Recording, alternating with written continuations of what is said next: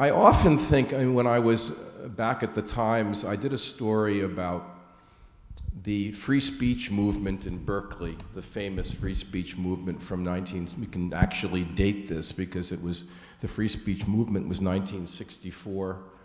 And so they were celebrating an anniversary, I think it must have been the 30th anniversary, so 1994, I was already in California before the OJ trial. And so I had to do some homework and look at, read about the free speech movement and watch documentaries about it. And there was one moment in one of the documentaries that left a very vivid impression and really struck me, which is those of you who remember the story of the free speech movement, you know, the students were trying to establish the right to have various activities on the main plaza at Berkeley and eventually secured them and occupied the main building at Berkeley. And this was one of the first sit-ins. And they spent the night in Sproul Hall, and there was film footage from that night.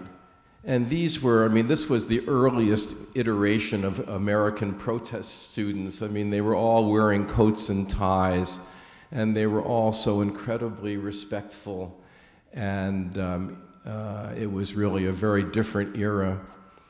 And the film depicted how they spent the night, how they passed all those hours in the administration building at Berkeley. And it turns out that they passed those hours doing Israeli folk dancing. Now, many of those students were Jewish, you know, as is true at any kind of protest. And I was just struck by how those students identified so strongly with Israel, that they knew the music and they knew the dances, and they were unabashedly affiliating themselves with the Zionist enterprise. And even then, in 1994, it struck me at how much things had changed. But of course, in whatever it is, the 20-something years since then, it's changed even more. And it's quite inconceivable now on any campus that something like that could ever go on. And it seems to me that the relationship that attests to between the progressive liberal movement in American Jewry and young American Jewish students is in tatters. And I wonder, you know, what your reaction is to that story, and whether you even agree with me. Well, I have, you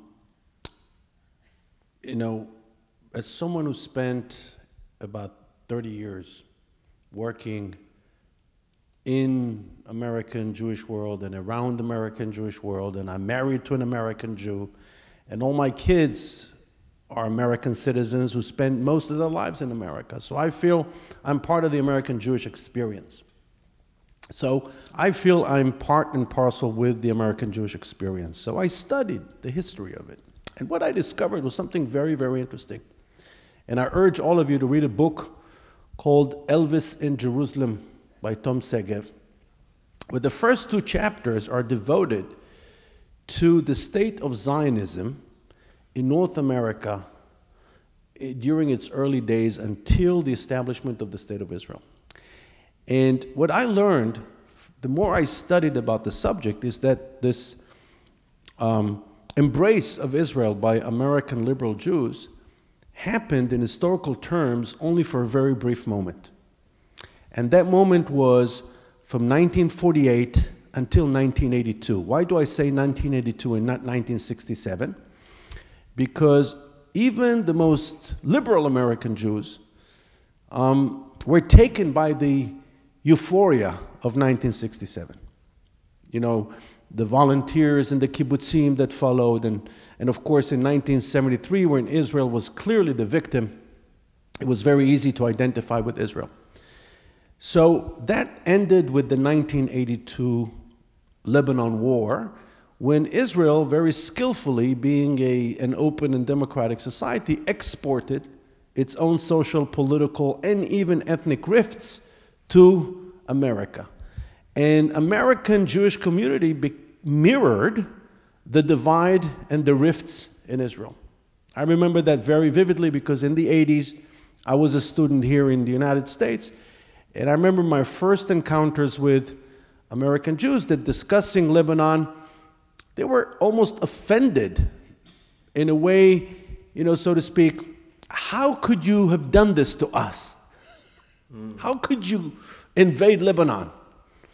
And again, in those days, media was very different than it is today. Today, thanks to those devices, we're not just able to design our own news feed, we're actually able to design our own information environment, and the news feed is only one component of that information environment, which means that no one can make a decision for you as to what's important and what's not. You're making the decision. And the algorithm is identifying your preferences, and then the algorithm is feeding you with that which the algorithm understands you want. And that creates the famous echo chamber. In the old days, when the editor decided that something is important and put it in the front page, that was it. The editor set the agenda, not you. Today you set the agenda. It's a huge difference. So in those days, every little thing that happened would get the front page of the New York Times or the Boston Globe or the LA Times. And I can tell you, as a student in Boston, it was not a pleasant thing to open the Boston Globe every morning during the high days of the First Intifada. First Intifada, to remind you, the Palestinians were not armed. They had rocks. Rocks can kill. They had rocks, but they were not armed, and they enjoyed the sympathy of world media. And every day, Israel would appear in the media in a very, very negative context. And it wasn't easy, of course. So Zionism, from the day it was introduced, was never a big hit among Jews. That's the first thing that I learned. And we do not appreciate enough the fact that today, Zionism of 2018, not Theodor Herzl's Zionism. Zionism of 2018 has never been popular, more popular in North America than it is today. Never. That's a fact. In 1948, only 17% of American Jews identified as Zionists. Most American Jews, and let me tell you, if not for the Johnson-Reed Immigration Act of 1924, the number of Jews that came from Eastern Europe to North America would not have stopped at 2.3 million, would have been much higher. The Jews did not want to come to Palestine. Baron Hirsch, who was the greatest philanthropist, Jewish philanthropist of his time, he insisted on not settling Jews in Palestine. He settled Jews in Nova Scotia, in Saskatchewan, in New Jersey. Until this very day, all the dairy farms in New Jersey have Jewish names. And in Argentina, he created Jewish cowboys in Argentina. And he insisted on not settling Jews in Palestine. Why? Because he didn't believe in the Zionist concept. So I agree with your analysis that there are many liberal Jews that feel uncomfortable. I have answers to that, but I'll let you ask the next question. Well, first I should say that Baron de Hirsch paid for my grandmother to come over here, so and to come to Connecticut. So I feel, you know, I know what you're talking about. But I think you dodged my question a little bit. I think that's what people like me do. Well, I know, and you're good at it. But I think that we all know the history of Zionism is familiar to us, and we know that, you know, the New York Times was anti-Zionist, and, you know, a lot of people didn't cover themselves with honor, and that everything changed after the Holocaust, of course, and then all of a sudden people understood the wisdom of Zionism, and American Jews became Zionists in the wake of the Holocaust. But my question was, I mean, clearly, you know, at least for the years that you described from 1948 until 1982, progressive Jews were a very effective and powerful force for the fledgling state of Israel, and that stopped in many ways. And my question is whether or not you feel that we can ever be retrieved, or whether, I mean, and this is something that I picked up from what you said. I mean, you say Zionism has never been more broadly popular in this country than it is now. And to me, and I don't know whether this is what you meant, but to me, I hear that as code for the fact that there are millions of evangelicals out there who are fervent, who consider themselves fervent Zionists, and that I get the feeling that in a way the Israeli government, and Netanyahu in particular, but the Israeli government has effectively made a trade where they've concluded that millions of evangelicals are really more important than the Jews on the Upper West Side and people like us, and that we're quite expendable because there's more fervor and enthusiasm and more uncritical support from the evangelical community. I mean, do you think that calculation has been made? And if it has been made, what would you consider to be the wisdom of that? I don't think this calculation was made. And I'll get to the evangelical question in a second. I just want to go back to something you said before. When I was talking about the popularity of Zionism, I wasn't necessarily referring to the general public. I'm referring to the Jewish public. When I joined the Foreign Service, AIPAC Policy Conference in 1991, on average, used to attract between 1,500 to 2,500 people. Today, 18,000 is a regular number. When I joined the Foreign Service, the Jewish National Fund was an organization that barely existed. They raised maybe $2.5 million a year. Today, they set the goal of raising $1 billion, and they're well on their way to achieve the goal in half the time. They're raising $120 million a year. Thousands of new members join them every year.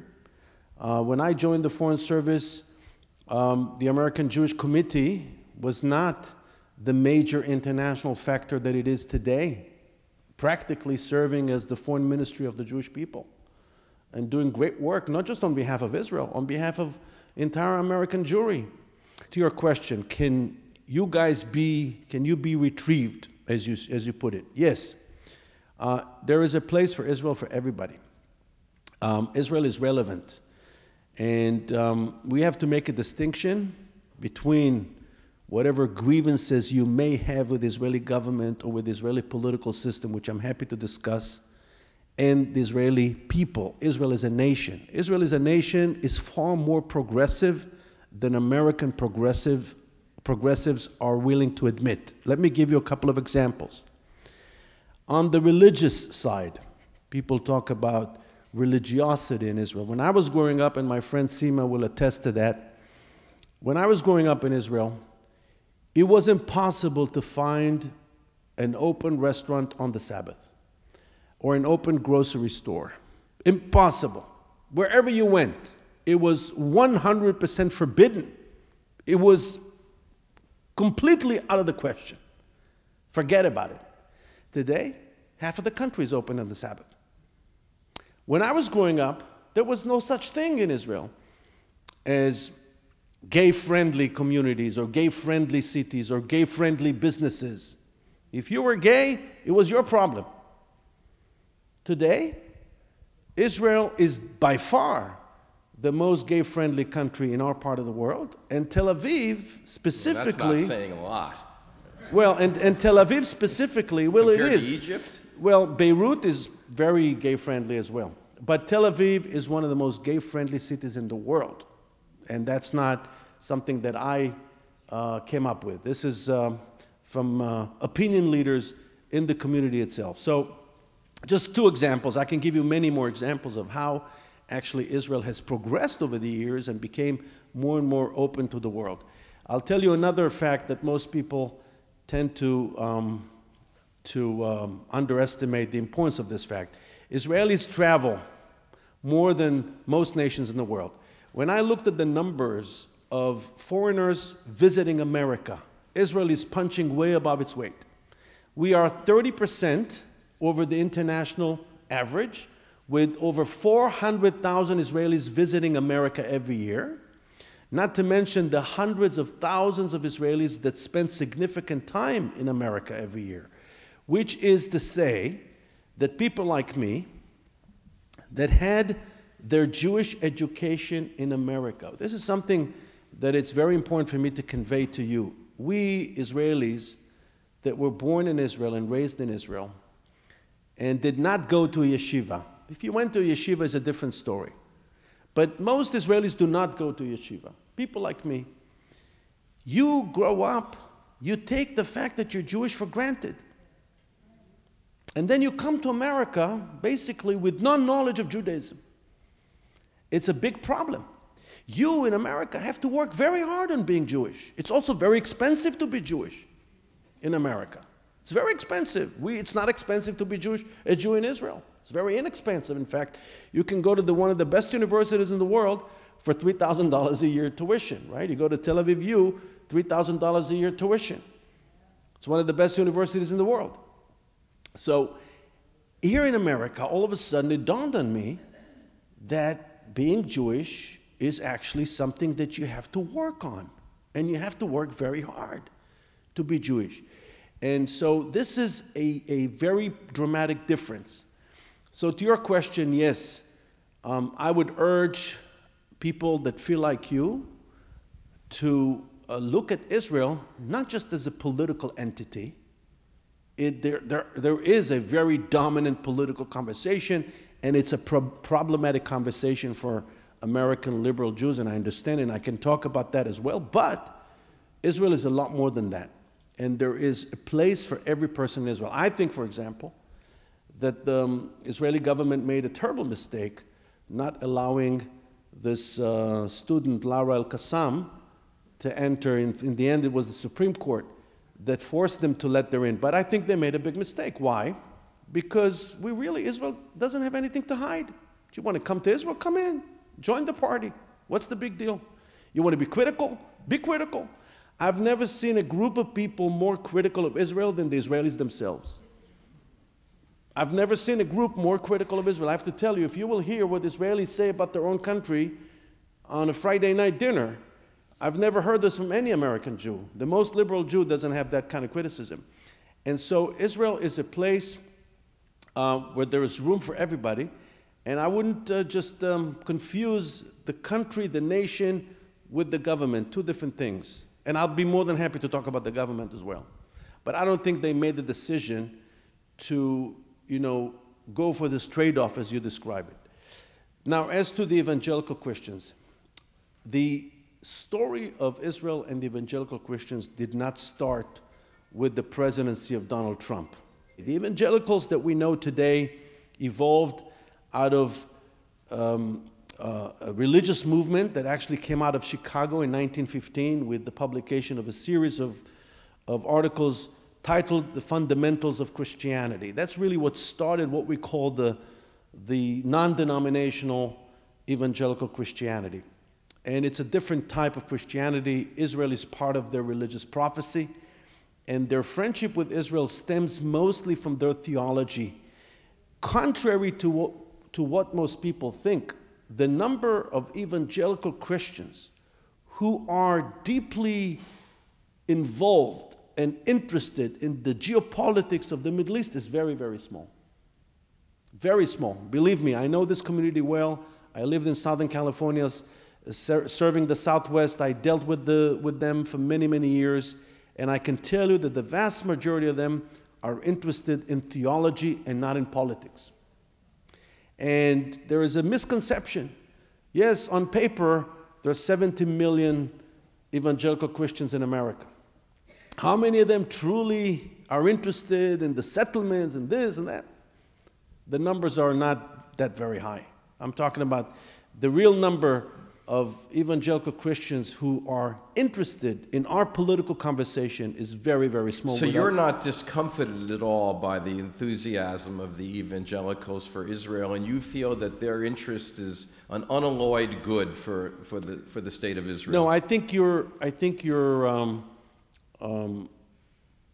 assuming that all of them are the same. What I'm trying to say is that most evangelical Christians support Israel, and that support has nothing to do with politics.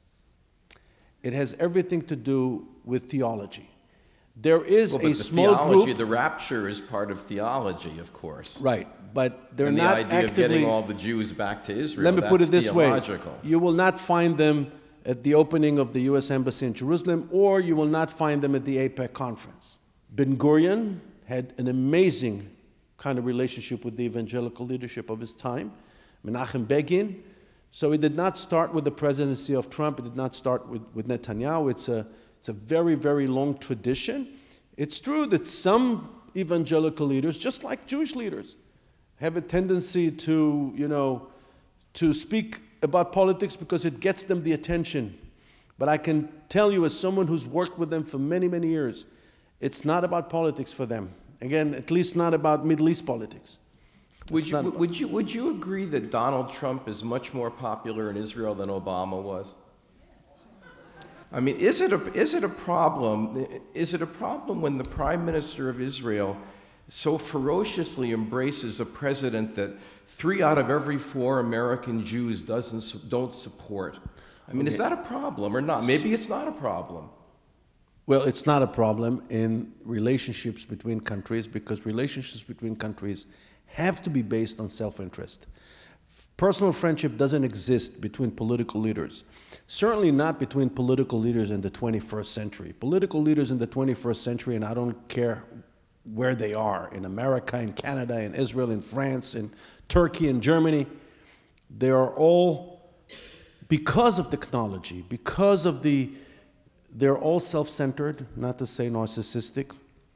They're all compulsive, and they're all paranoid. So you put 2 people with those personality traits in one room, what do you think is going to happen? They're not going to be best friends, and there is no such thing as friendship in political, on that level.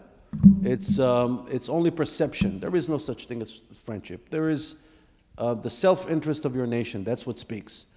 And right now, the self-interest of the United States is compatible with the self-interest of Israel. But to go back to your question about the American president. So every American president, by definition, even George Herbert Walker Bush, who had an issue with HUC-JIR, and actually worked actively to bring down HUC-JIR, was popular in Israel. Obama, when he came to Israel, let me tell you, I followed it very, very closely. He got the reception of a rock star, not just he filled the house. Thousands of young people came to listen to him in Binyanei Ha'uma. Trump came to Israel. Trump is an entirely different story, because Trump is a well-established global brand who transitioned into politics. So Israelis had a relationship with Trump as a brand way before he became president. When I came to America as a tourist in 1985, I went to take pictures of the Trump Tower on Fifth Avenue. Why did I do that? Because even in 1985, Trump was already a well-known brand name. So Israelis' relationship with Trump, the brand, preceded their relationship with Trump, the president. But every president is popular. It is true that Israelis feel very, very comfortable with Trump because of the fact that he moved the embassy to Jerusalem, which Israelis view to be a very, very important step. If you ask me personally, I would urge him to grant a visa waiver or announce the establishment of the pre-clearance program in Israel. And that would be something that will really affect the lives of people on the ground. Because moving the embassy is important, but it's largely symbolic. It doesn't really affect lives of people. But waiving the need to issue a visa to America and vice versa, or the pre-clearance program, which means that the flight from Israel to America would be considered like a domestic flight. Think about what it would do to business. Think about what it would do to tourism. So that's the kind of stuff that I would urge them to do. But your question, they're both popular. It's true that, and Obama was not as unpopular as people think in Israel. He had many fans in Israel, and I saw in my own eyes. I mean, but do you think that the very visceral feeling that many American Jews had, culminating with the murders in Pittsburgh, that this administration is putting out sort of anti-Semitic whistles? Do you think? And I mean, Israelis are normally acutely aware of anti-Semitism in all of its forms, and understandably so. Is that not resonating over there in the way that it is here? I think that Israelis experience American political life in a different way. One of the things that in Israel we never had to deal with lack of vibrant and viable political center, which is what you're dealing with right now. Everything you're talking about is a result of this lack of political center. American politics became this vicious zero-sum game. This has never been the case in Israel, because in Israel we have a different political system. In Israel you don't elect an individual, you're electing a list, a political platform, and even the largest political fraction in Israel doesn't have more than 25% of the votes. Right? A lot of people talk about Netanyahu. You should know, in American terms, Netanyahu won at the height of his political power, not more than 25% of the votes. And at one time, he won only 10% of the votes in 1999 when he lost to Barack, which means that in order for him to rule, he has to form a coalition. And that coalition takes a lot of energy. I remember when I was here as a younger diplomat, and Ariel Sharon came to visit in May of 2003, and I had the opportunity to be with him in his room when they just brought him into his room, into his hotel room at the Palace Hotel Estate. And I remember the first thing they did, the Prime Minister just walked in. And at the time, he was already in his early 70s. I think he was 71 years old. They shoved the list in front of his face, full of names and phone numbers. And he, from New York, had to call them, each and every one of them, and schmooze some, I don't know what, they had talking points of each name, and that was part of the coalition maintenance. And if he had not done that every day, there would be no coalition for him to run. People have to understand this. So what it means that the Prime Minister in Israel is not the commander-in-chief, it's not even the diplomat-in-chief, it's the cabinet that runs the show. The Prime Minister is very powerful, very influential, but ultimately, from a legal point of view and from a political point of view, the Prime Minister is not free to do whatever he or she want. And that's very different than the American system. Could I ask you one more? I'm just going to ask you one more political question, and then we can take some questions from all of you. Contrary to the way that it might seem, Bibi's not going to be Prime Minister forever. And I love talking politics with Israeli political mavens like you. If you had to sort of tour the political horizon in Israel now and look at the most likely prime ministers in waiting from any party across the spectrum, although I guess it's more likely to be somebody from the right than from the left, who are the most promising pretenders at this point? Who's waiting, and who are the most likely future prime ministers that you can see over there? Okay, again, it's a question of the political configuration that will produce the end of the Netanyahu administration. So I would say several things. The first is there is no indication that Netanyahu thinks that is going anywhere. How do we know that?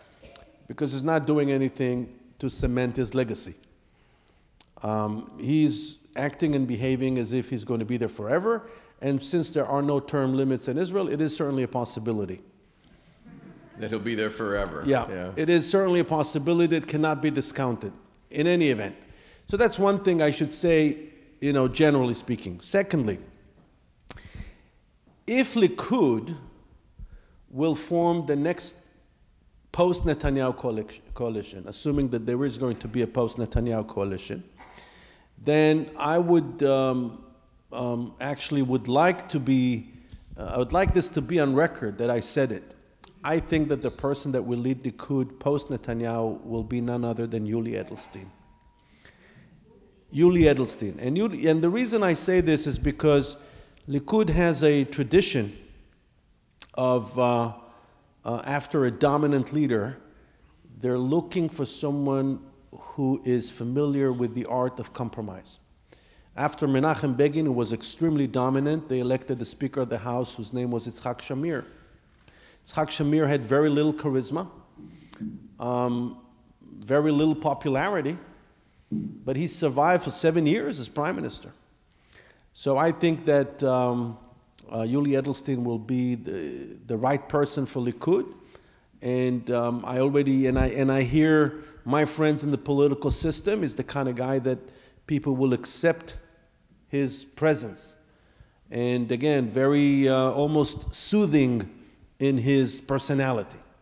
So, and then of course the other contenders within Likud are members of the younger generation, most notably Gilad Erdan, who's right now the Minister of Homeland Security and Strategic Affairs, Gideon Sa'ar, who announced that he is retiring, but then announced that he's coming back, and then Israel Katz, who's the Minister of Transportation, who is given credit in Israel for advancing Israeli transportation infrastructure.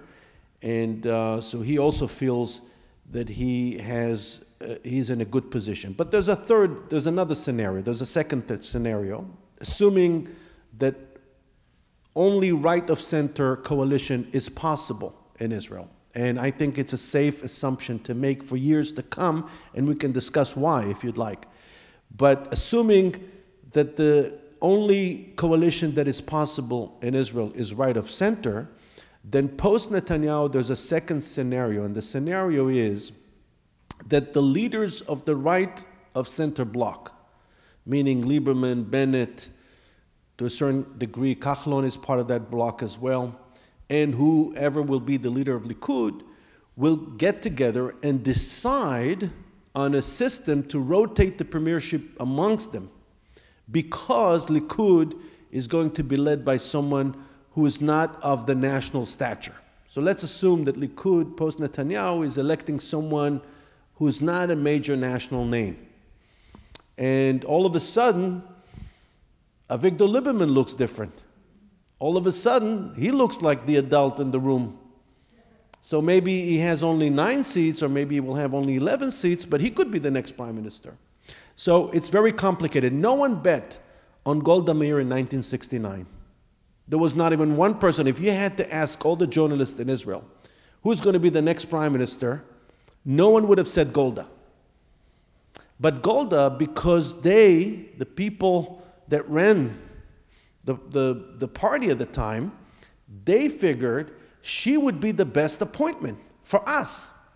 And that's how it happened. So I think there's a good chance it will happen again. Now, the third scenario is the scenario of the consolidation of the center and left of center parties and the convergence of this into one coherent bloc, like Rabin was able to do. Rabin was the last prime minister that won 48 seats in the elections representing the left of center, which is huge because you add to that the number of seats won by the Arab parties. So since then, no political leader, not even Ehud Barak, was able to repeat that achievement. So now there's an emerging new name, Benny Gantz, who was the Israeli military chief of staff, very charismatic, very pleasant personality, has a tendency not to express definitive, doesn't have definitive answers to every question. He likes to keep things ambiguous a little bit. And I think it would become a detriment at one point. It will have to take a stand eventually. But a combination of him and Yair Lapid and other names from the left of center could produce the kind of bloc that, together with Moshe Kahlon, who doesn't owe a thing to the right. Moshe Kahlon's agenda is strictly social and economic. He doesn't care about the conflict, doesn't care about geopolitics. He wants to fight the social and economic inequality in Israel. So there's a scenario, the third scenario is that the left of center bloc will be able to form the next post-Netanyahu coalition, and then the question would be who would be the leader of that bloc, whether it's going to be Yair Lapid or Benny Gantz, who knows. But these are the three big scenarios I believe on the table. And I can tell you that I think that the most likely scenario is, again, post-Netanyahu, assuming that Netanyahu is leaving, I'm not so sure he's leaving soon, then I think that the most likely scenario is the one that Yuli Edelstein is elected as the next leader of Likud. That's my point. That's my opinion and prediction. Thank you. I appreciate your naming all of those names. They're all people we should look at and look for. Did you have a question? I thought you were. So anybody with a question should make their way to the microphone.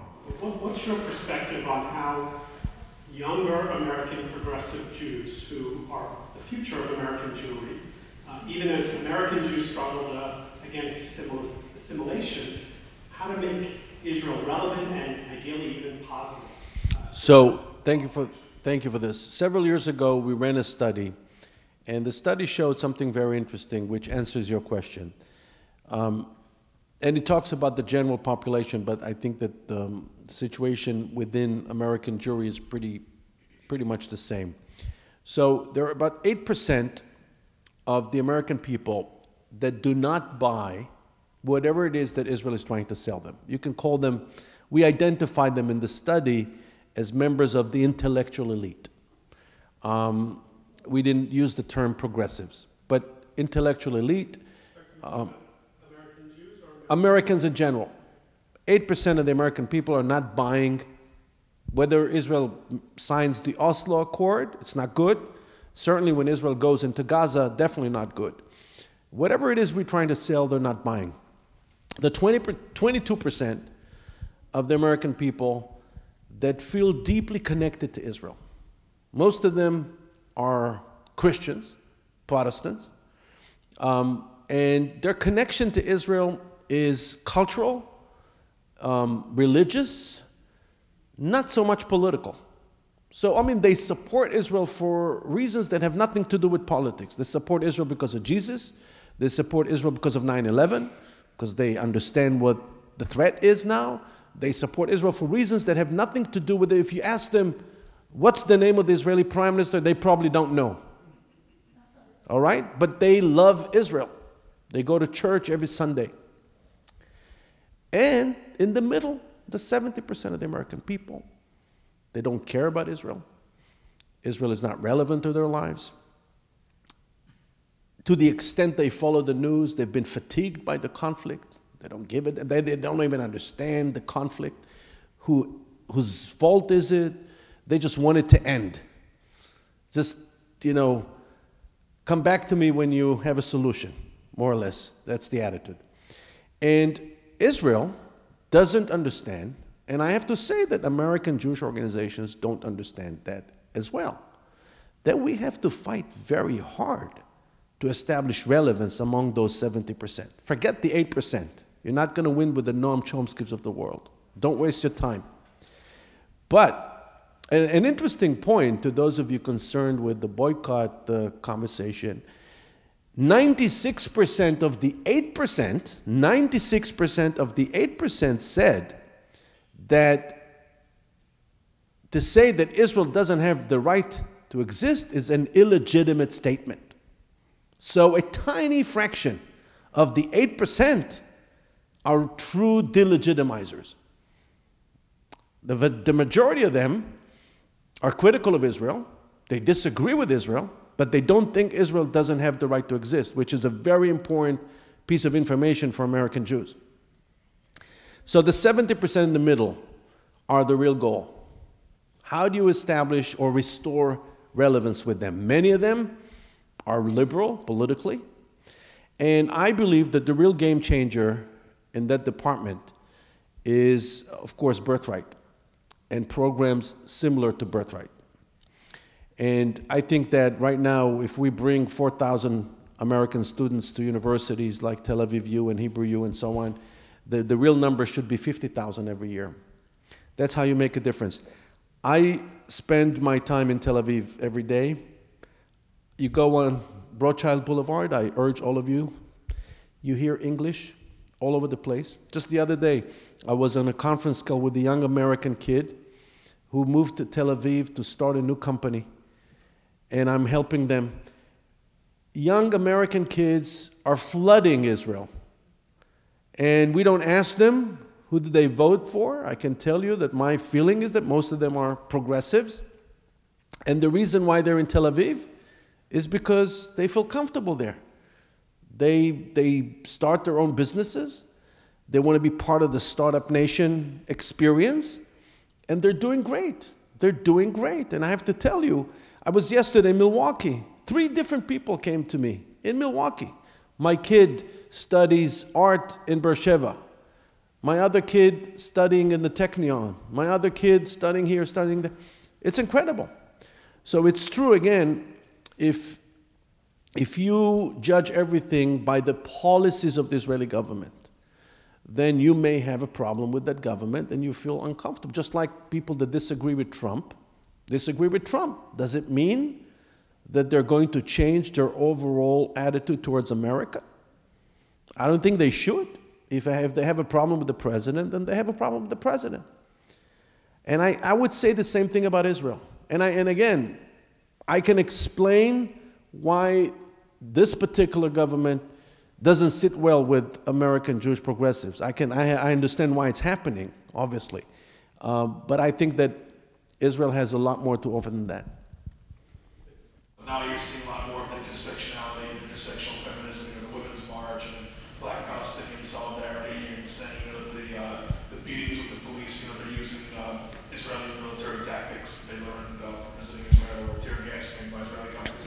So how do you see, from a strategy perspective, how, as we become more of a left-wing society and browner society and more international society, how do you see us integrating with Israel's strategy? So I'll answer this the same way I answered it when I worked for the Israeli government. It's not good for Israel to be the defining factor in this conversation. What do I mean by that? The human rights groups that work on ethnic understanding, they should take Israel out of the equation. So if I'm the Anti-Defamation League, when Israel is relevant, talk about Israel. But Israel should not be the main thing that you rally around in your conversation with the African American community, for example.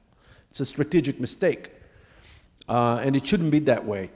And there are many organizations that over the years excelled in establishing ties with the African American community, for example, ADL, American Jewish Committee, the JCRC. The American Jewish Committee is doing great work establishing ties with the Asian community, and so on and so forth. And so that would be my first advice. The second thing that I would say about this phenomenon that you call the intersectionality is that what needs to happen is that the organizations, if you look at what the coalition of minorities and what happened in Pittsburgh was not only a great assault on our community, was also a very painful reminder that in the eyes of many Americans, we are still a minority, right?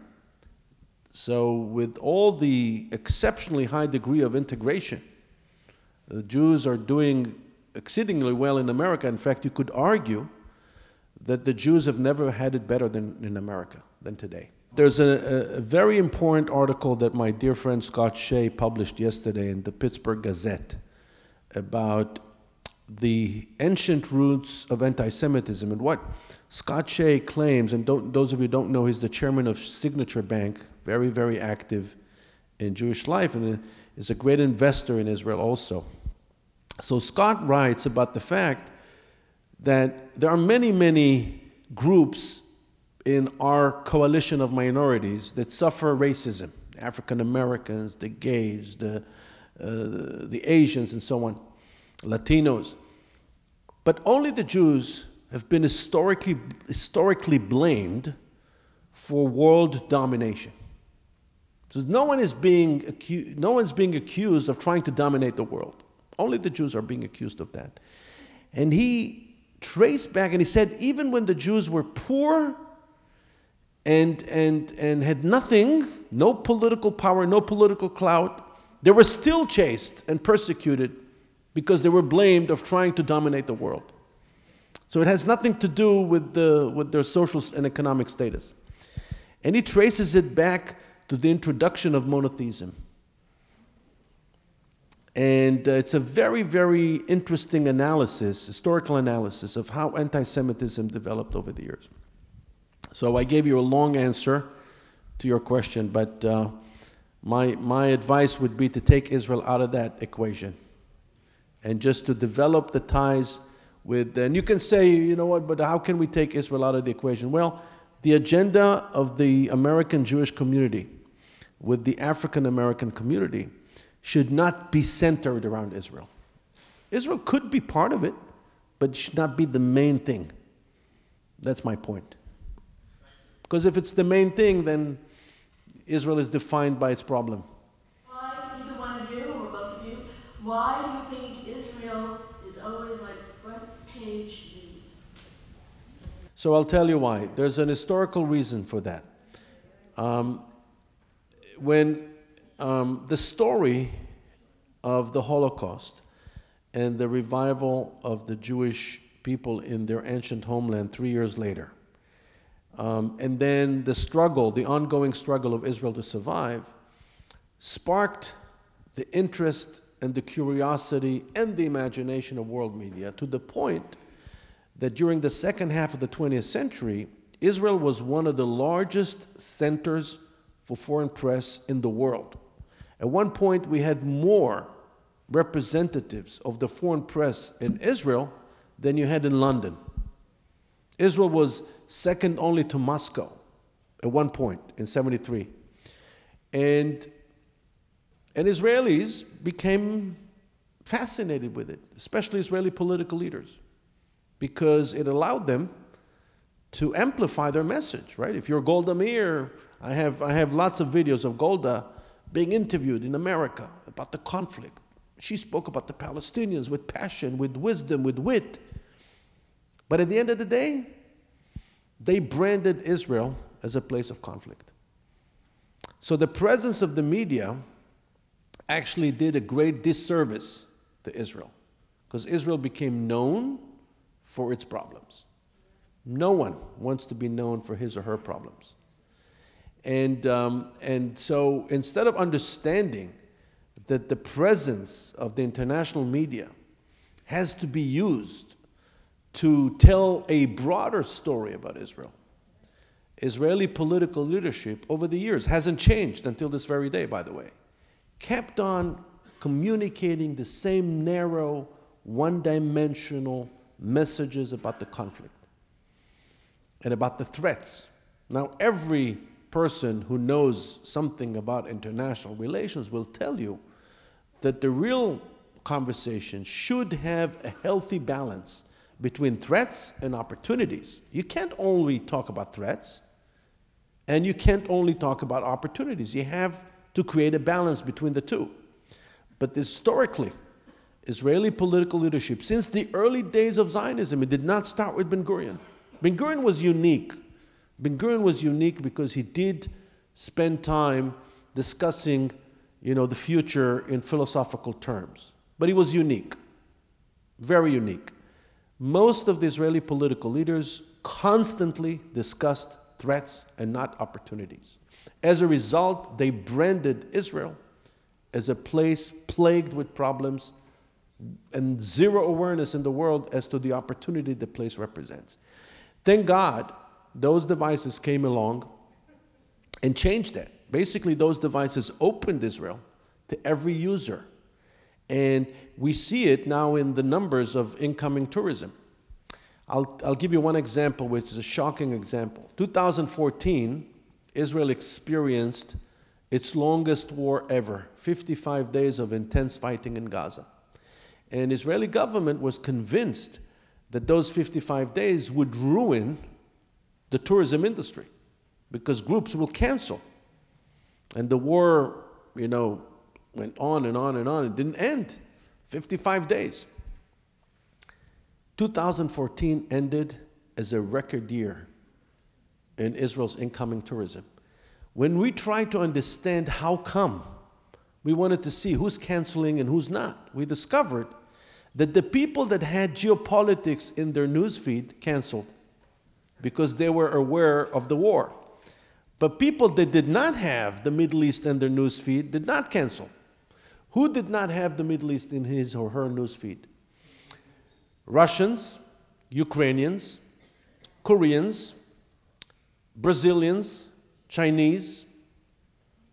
They're the ones who came, Nigerians.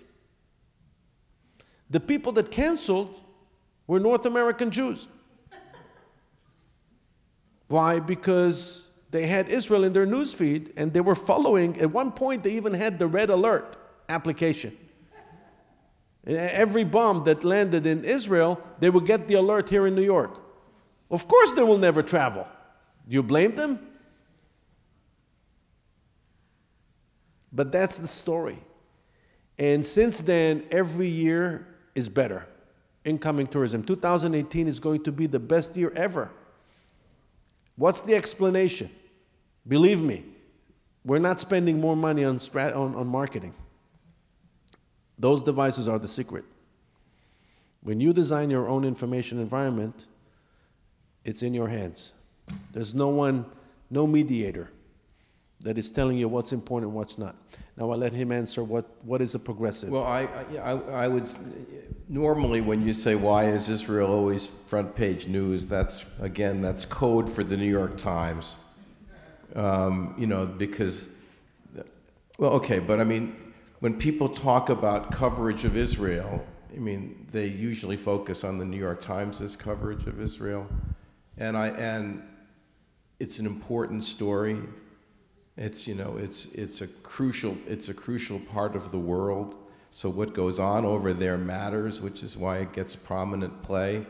And also there are lots of readers who really care about it. So I think probably, arguably, Israel has been less front page news in the last couple of years than it's been previously.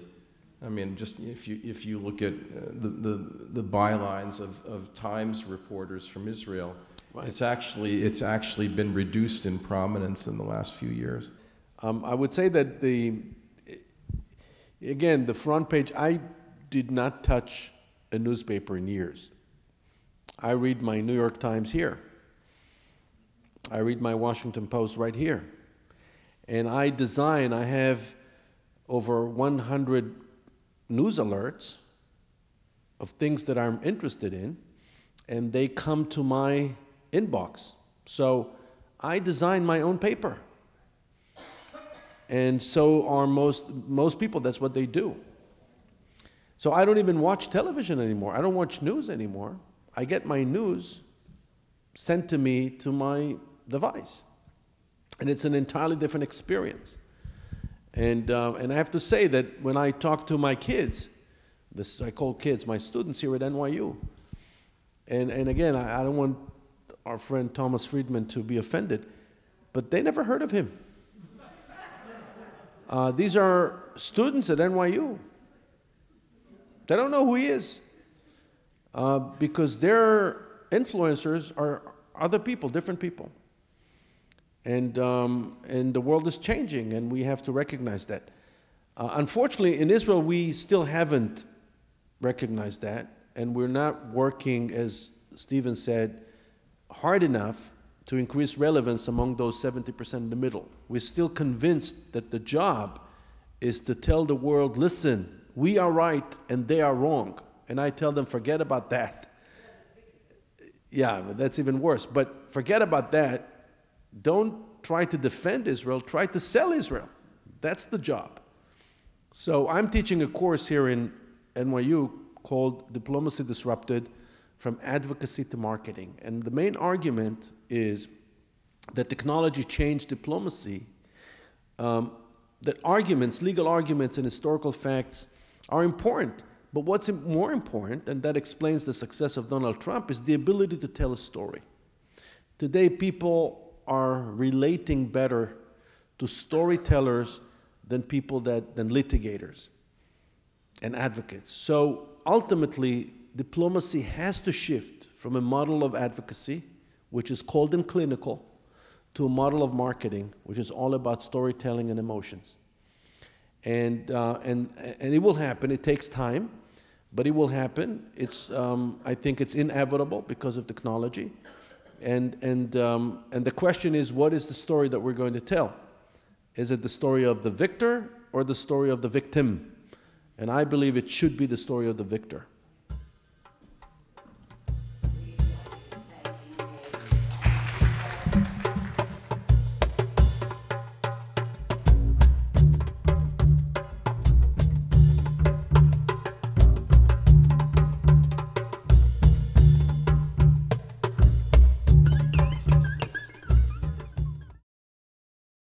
We would be pleased to send a complimentary DVD of this program to anyone who wishes to support JBS with a tax-deductible gift of $36, double chai or more.